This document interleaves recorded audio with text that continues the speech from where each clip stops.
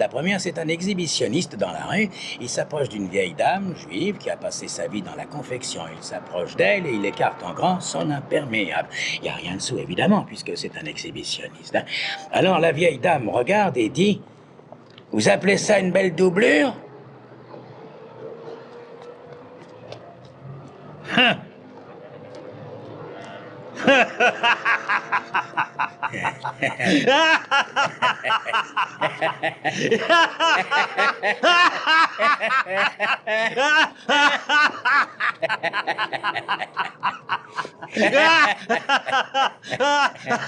Ah oui, je vais vous dire, si Monsieur Stépline m'avait dit ça à moi au téléphone plutôt qu'à sa femme, j'aurais accepté de le défendre pour le seul plaisir d'en entendre d'autres. Et vous ne seriez pas là à tracasser. Bon, il faut y aller. Vous voulez pas que je vous raconte l'autre aussi? Ah non, elle ne serait sans doute pas aussi bonne que celle-ci. Je vais la raconter à ma... Bon, alors qu'est-ce que vous en dites? Je l'ai trouvée très bonne.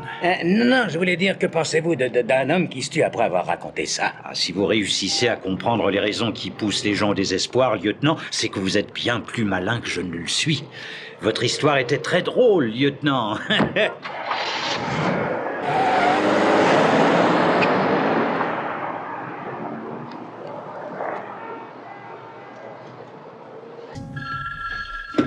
Bonjour, monsieur. J'ai... Mais... Ah, rebonjour, monsieur. J'ai jugé préférable de vous attendre ici. C'est mon fauteuil. Hein? Oh, excusez-moi. Oui, mais le passé est le passé. Excusez, monsieur Galesco, je ne voudrais pas vous déranger. Mais que venez-vous faire ici? Si je vous dérange, dites-le-moi franchement. Non, pas du tout. Mon assistante, mademoiselle Magras, lieutenant Colombo. Enchantée. Enchanté, mademoiselle. Paul, il vaut mieux que je vous laisse. Je voulais vous inviter à dîner. J'avais promis ma soirée à une amie, mais cela peut très bien se remettre. Non, n'en faites rien, Lorna. À demain matin. Monsieur Galesco. Oh, bonjour, Bonjour, lieutenant. mademoiselle. Je vous ai cherché partout, monsieur. Vraiment? Oui. Je ne vous dérange pas, j'espère. Non, pas du tout. Alors, lieutenant, qu'est-ce que vous voulez? Est-ce qu'il n'y a pas un endroit où on pourrait parler seul? Colombo, je commence à vous trouver un peu ennuyeux, je vous assure. Paul, servez-vous de l'ancien studio? Non, mais je n'ai pas du C'est tout. au sujet de monsieur Deschler. Très bien, mais veuillez être bref. Je reviens tout de suite. Je vous attends. Vous êtes comme un de ces rockers, un de ces fox hargneux qui s'agrippent à votre pantalon et qui ne vous lâchent plus. Je ne peux plus faire un pas sans vous voir apparaître à un coin de porte. Dans 48 heures, je dois partir pour les Philippines avec mademoiselle McGrath et pendant 8 semaines bénies, je n'aurai plus à subir votre suffocante présence. À moins que vous ayez l'intention de m'y suivre. Oh non, monsieur. Auquel cas, je serais allé me plaindre auprès de vos supérieurs hiérarchiques. Monsieur Galesco? Oui? Sergent Hoffman. Je vais vous prier de bien vouloir m'accompagner jusqu'au commissariat central. Le lieutenant Colombo désirerait vous voir. Vraiment? Eh bien, lieutenant, voulez-vous m'expliquer... Maman, voulez-vous, je cherche un cas. Ah, voilà. Colombo, je vous ai prévenu. Oui, je sais. Et je peux vous jurer que je ne l'ai pas pris à la légère, mais je n'ai pas eu le choix. Oui, j'oubliais, j'ai fait faire quelques recherches. Tommy a été réformé de l'armée comme RD2 pour déséquilibre mental. Pourquoi avoir demandé mon avis si vous étiez au courant? Oh, mais... J'ai seulement voulu savoir ce que pouvait en penser un spécialiste comme vous. Inutile d'être psychiatre pour se rendre compte qu'il mentait. Ah bon, pourquoi ça? Parce qu'il n'y a pas d'initiales sur mes valises. Oui, c'est ce que j'aurais contrôlé si vous aviez fait semblant de croire à l'histoire qu'il avait inventée. Ça ne m'étonne pas. Et je me demande si vous n'auriez pas provoqué ces faux aveux spontanés. Pourquoi est-ce que j'aurais fait ça? Voyons, il n'y a aucune raison.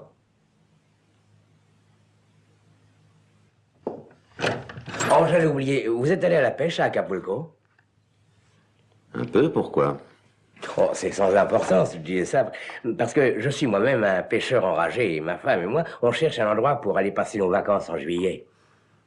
Et l'embêtant avec nos plages aux États-Unis, c'est que la plupart des vacanciers balancent à la mer n'importe quoi du bateau. Des boîtes de conserve, des bouteilles, c'en est une honte. Et même un crime.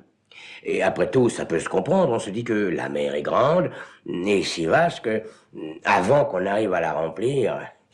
Dites-moi aussi,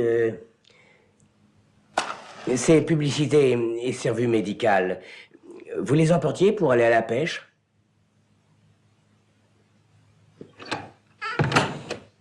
Lieutenant, pendant toute la semaine, vous n'avez pas arrêté de me poser des questions insidieuses et je commence à en avoir plein le dos.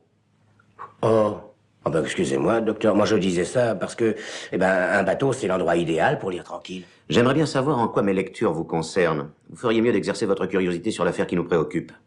À moins, bien sûr, que ce ne soit un procédé personnel. Non, pas du tout, moi je... Il faut retrouver le meurtrier de ma femme sans vous égarer sur des détails futiles. Encore une fois, je vous assure... Oui, je sais, vous voulez procéder par élimination. Mais à s'acharner sur des choses insignifiantes, on passe souvent à côté de l'essentiel. Vous savez, j'ai eu plusieurs fois la nette impression que vous croyez que c'est moi qui l'avais tué. Vous? Oh non, docteur. C'est impossible, vous étiez en voyage. Tâchez de ne pas l'oublier. Il est vrai que je pouvais engager quelqu'un pour l'assassiner. Comme par exemple ce garçon, je l'ai peut-être payé pour la tuer. Non, docteur, ça j'en suis certain. Et qu'en savez-vous? Je lui ai posé la question. Je savais depuis le début que cet individu était peu recommandable. Son palmarès est bien fourni, drogue, alcool, actes de violence en Et une demi-douzaine de sexuel. tentatives de viol en quelques années, et je même vois, tentatives de viol aggravées. Je me Mais souviens, faute oui, de Marcy témoins, m'avait l'accusation demandé a été d'assurer sa abandonnée. défense, mais pas cette fois, lieutenant. non. Il paiera cette Bien fois. sûr, bien sûr. Ces marques, elles y sont encore d'ailleurs, regardez. On les a soulignées à la craie. Voyez? Ah, je me souviens. Oui. Ces marques ont été faites par des talons, j'en suis certain. Et j'en ai la preuve, monsieur. Parce que je viens moi-même d'en laisser d'autres. Et vous savez comment?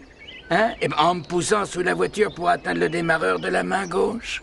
Alors, en tout cas, vous avouerez qu'elles ne sont pas très visibles. Ah oui, non, ça c'est parce que je porte des semelles et des talons en caoutchouc, mais d'autres peuvent faire des marques, comme ce genre de chaussures, vous savez, qui sont en ce moment à la mode, ça s'appelle des boots, un peu comme celles que je vous ai vu porter l'autre jour et que vous portez aujourd'hui d'ailleurs, justement, voyez? Oui, comme en portent aussi des milliers de personnes. Bien sûr, monsieur.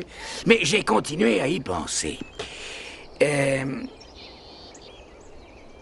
Est-ce que vous voulez bien me montrer une de vos boots? Ah, ben voilà. C'est bien ce que je pensais. Ce genre d'ornement peut très bien laisser des marques sur l'asphalte.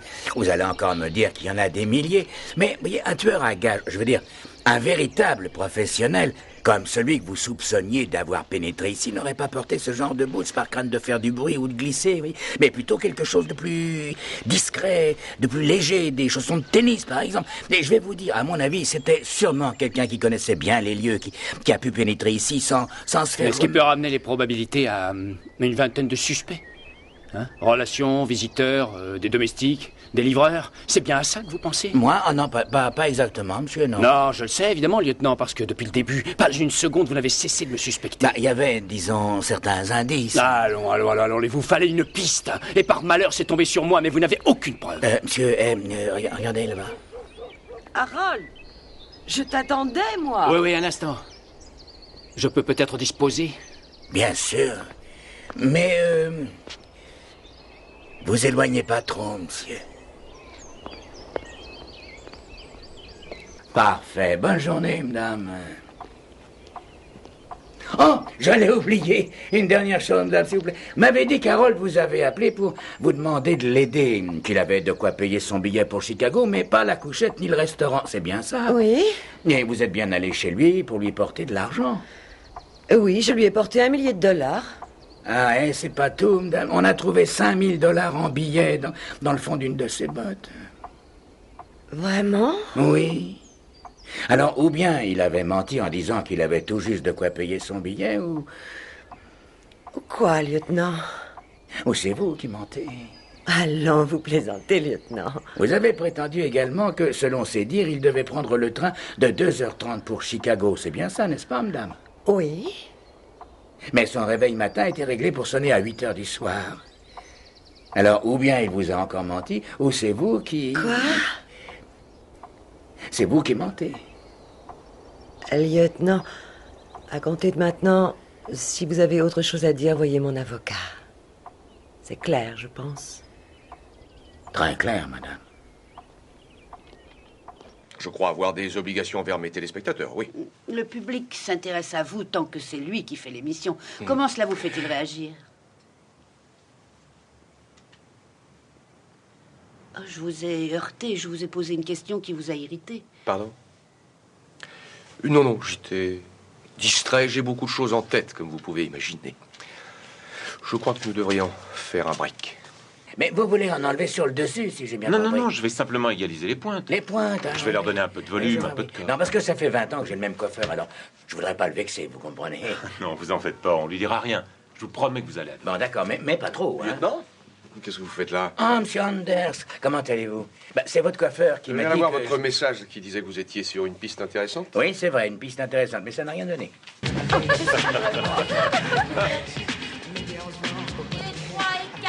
Vous l'avez vu récemment? Non, je crois qu'il est en train de vous préparer la preuve. Ça va être à vous, monsieur Anders. Voulez-vous me suivre, s'il vous plaît? Excusez-moi une On se seconde. met en place.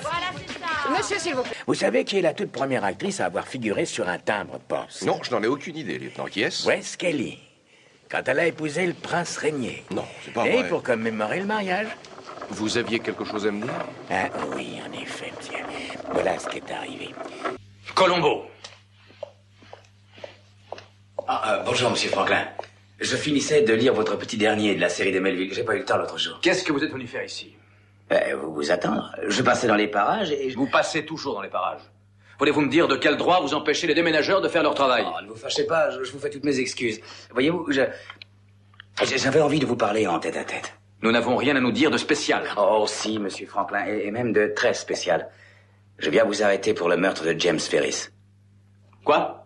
Et la loi me fait obligation de vous donner connaissance de vos droits Ne constitutionnels. prenez donc pas cette peine, je connais la formule par cœur. Dites-moi seulement à quoi rime ce non-sens de vouloir m'arrêter, moi. Voyons, monsieur Franklin, pourquoi ne pas faire des aveux tout de suite? Ça ferait gagner du temps.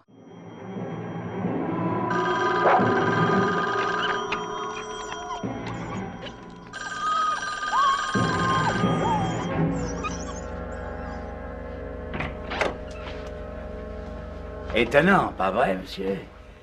Je veux dire, la façon dont ils réagissent quand le téléphone sonne. À quoi est-ce que vous jouez, lieutenant? Oh, je joue à mon jeu à moi. Hein. Vous, c'est le tennis et le jeu des mots. Le docteur Hunter, lui, c'était les jeux de l'amour.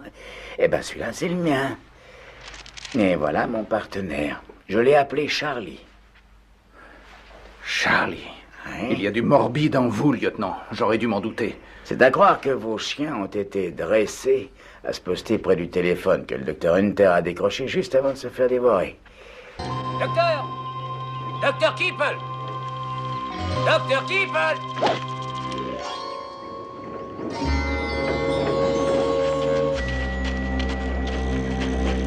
Bonjour, docteur.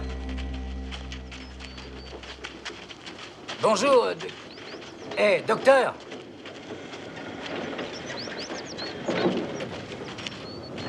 Excusez-moi, docteur. Je parie que vous ne jouez pas au golf. Hein?